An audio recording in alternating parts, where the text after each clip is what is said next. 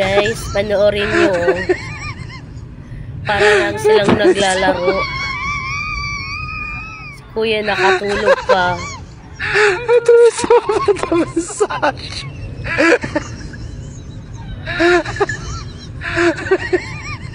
Sana all. So, si auntie naman natutulog para lang siyang naglalaro na natutulog. Ano ba?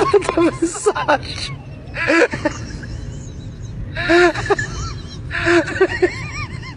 Galing naman nilang magtrabaho, oh. Oh, yan, si auntie. Huling-huli ka, auntie. Natutulog ka lang dyan.